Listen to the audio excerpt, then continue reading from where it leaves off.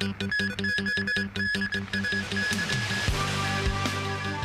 hospital authority blames manpower shortage with maintenance contractors for falling concrete and medical equipment in public hospitals. Secretary for Development says public housing supply on the Fanling Golf Course site could be lower than planned.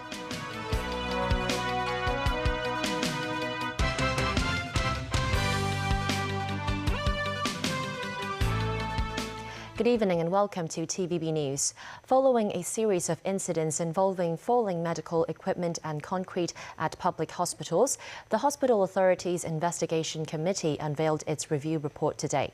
They found a manpower shortage with maintenance contractors could be to blame and plan to strengthen operations to improve the situation. Jacqueline reports. At United Christian Hospital in February, a surgical light smashed into the operating table, hit an assistant anesthetist, and revealed a slew of maintenance oversights. In March, another mishap at Kwai Chung Hospital where falling concrete slabs injured a nurse. These are accidents that could have been prevented, a verdict from the Hospital Authority's Review Committee on Medical Equipment and Facility Maintenance. Both our independent expert, Dr. Lim, and also the vendor themselves have a similar findings that on the whole, the maintenance work that has been performed has not been able to meet the standard. After 3 months of inspection at public hospitals, the committee put forward a set of 23 recommendations.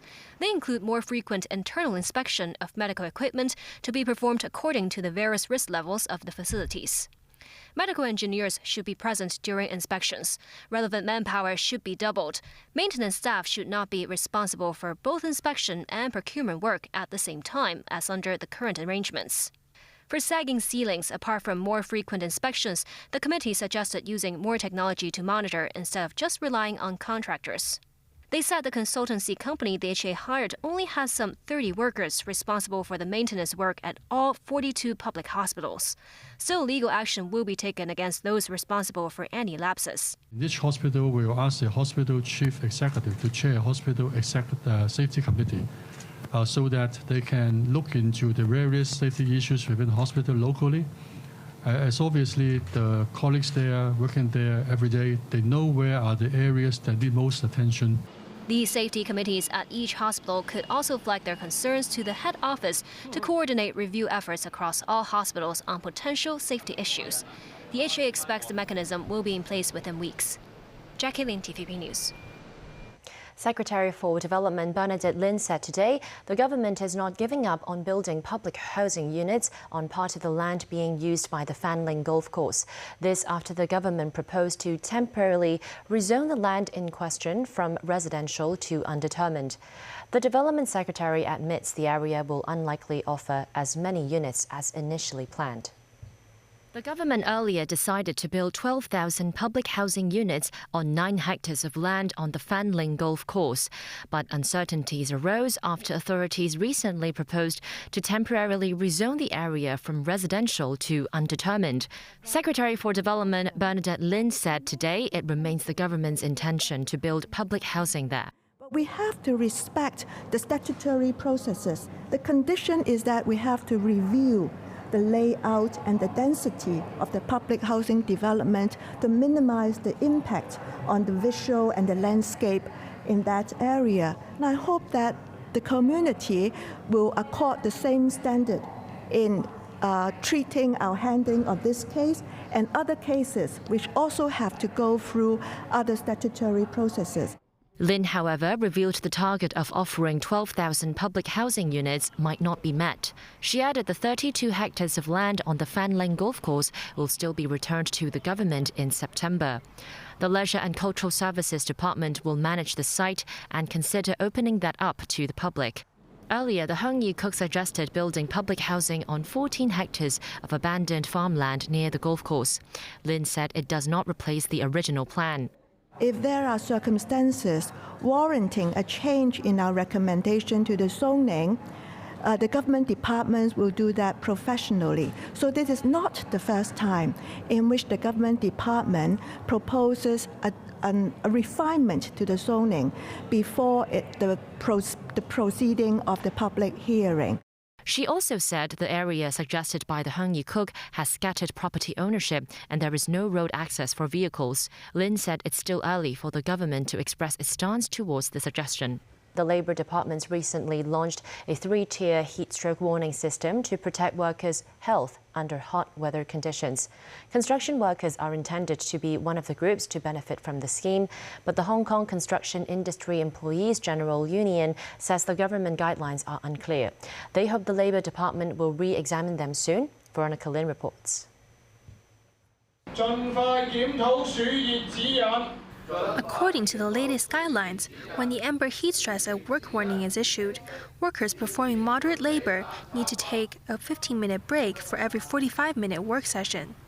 Those performing heavy workload have to rest for 45 minutes for every 15 minutes of work. Ho Bing-dak from a scaffolding union said, since the introduction of these guidelines, he has received dozens of inquiries from workers in both public and private construction sites. None of them, he said, fully follow the guidelines, especially scaffolding workers.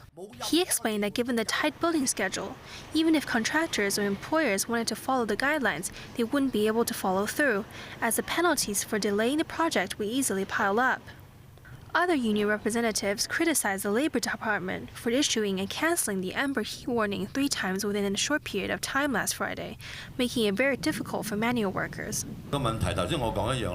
Jiu Jin-keng, chairman of the Hong Kong Plumbing General Union, said temperatures inside the glass enclosure can reach 45 degrees Celsius or higher. Jiu said fans don't help much as the air is so warm. He described it as a giant steamer as heat emanates from the walls. Another union representative, Wang Ping, added that some workers carry on working despite the heat as they are worried about their earnings. Some union representatives said the actual temperatures at construction sites are much higher than the temperatures recorded by the observatory. They hope temperature monitoring will expand to cover more areas. Veronica Lin, TVB News. Finland is going to expel 9 diplomats at the Russian embassy in Helsinki. The diplomats are accused of working on intelligence missions. The decision was made at a meeting between Finnish President Sauli Niinisto and the country's Ministerial Committee on Foreign and Security Policy. In a statement, the Finnish President's office said their actions are contrary to the Vienna Convention on Diplomatic Relations. The Russian embassy in Helsinki has not commented on the expulsions. Nordic neighbours Norway and Sweden have also expelled Russian diplomats in recent months over claims they were intelligence officers, which Moscow denied. British Security Minister Tom Tugendhat said China had closed so-called police service stations at sites across the UK. He also said an investigation had not revealed any illegal activity by the Chinese state at these sites. Britain has previously said reports of undeclared police stations were extremely concerning. It said any intimidation on British soil of foreign nationals by China or other states was unacceptable. China has denied operating any such stations and issued a statement contesting Tugendhat's remarks via its embassy in London. The embassy said the accusations of running police posts in the UK were a complete political lie. Beijing has said there are centres outside China to help Chinese citizens renew documents and offer other services, and they are run by local volunteers, not Chinese police officers. Still to come on tonight's news. Former New Jersey Governor Chris Christie launches his bid for the 2024 presidential campaign. 2 killed and 5 injured in a shooting incident outside a Virginia high school graduation ceremony. And the MTR to increase penalties for misuse of the concession fare scheme for senior citizens.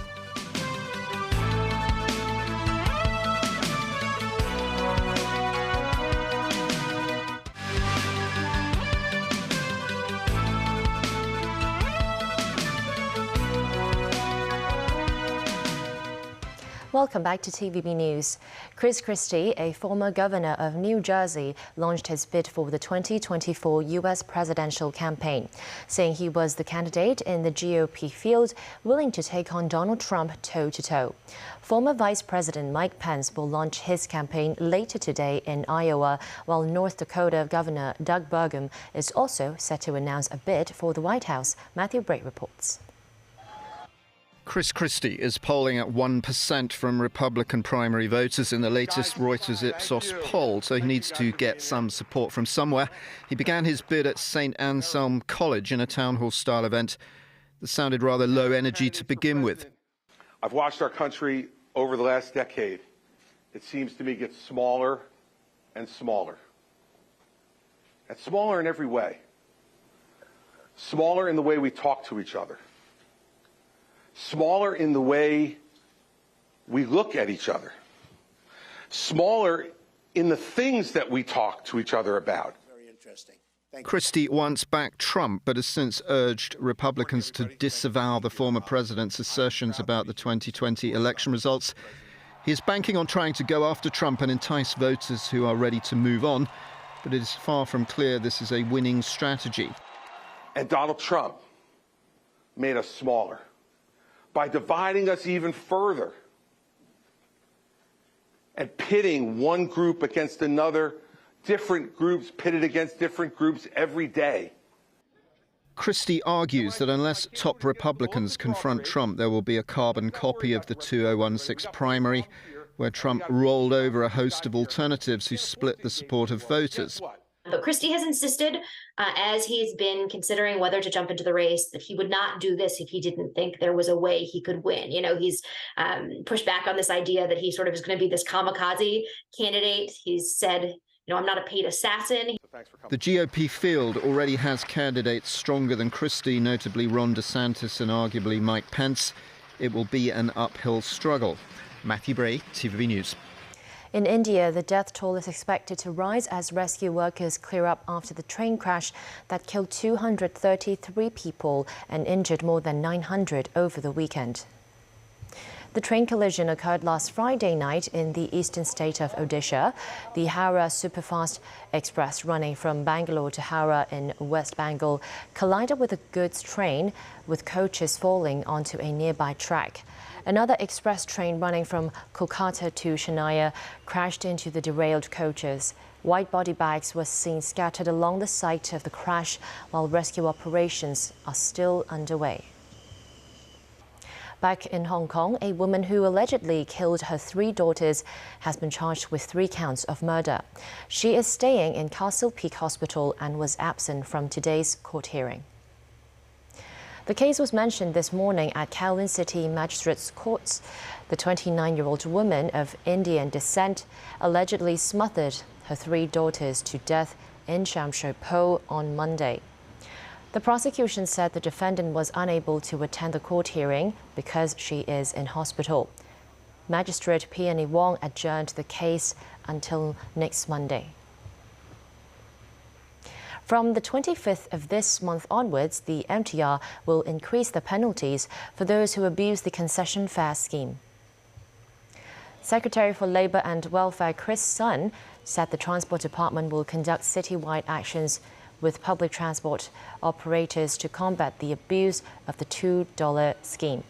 The penalties for such acts on most MTR services have been raised from $500 to $1,000, while penalties for light rail and buses will increase from $290 to $370. The MTR will also strengthen ticket inspection. The Transport Department will set up a team to work with bus and ferry operators to combat the illegal acts. The Transport Chief reminds members of the public that it is an offence for an ineligible person to abuse the scheme, and once convicted, the offender may be liable to imprisonment. A step ahead in improving the well-being of care home residents today, the Legislative Council passed the 3rd reading to amend the relevant ordinances to increase the minimum space per resident and enhance the system of accountability of residence managers. The minimum living space per person is lifted from 6.5 square meters to 9.5 square meters. The minimum number of workers at the care home will be raised. The registration system for care home workers will be strengthened to improve the quality of these facilities. Some lawmakers are worried that the low salary for care home staff could worsen manpower shortage. Labour Chief Chris Sun said authorities have taken into consideration such concerns and postponed the mandated minimum staff number to 2026 at the earliest. Queen Mary Hospital is discussing with the hospital authority about the possibility of liver transplants from patients who die of cardiac arrest. Secretary for Health Lo Chung-Mao promoted the initiative in Lechgo today, saying some 2,600 patients are awaiting organ transplants. Some lawmakers registered as a donor on site. Currently, the city only accepts transplants from patients who are brain dead. Places including the mainland, the US and South Korea allow patients who die of cardiac arrest to be donors. Some medical experts say authorities must educate the public before giving the green light to letting patients who die of cardiac arrest become a donor. That's the news. Thanks for watching.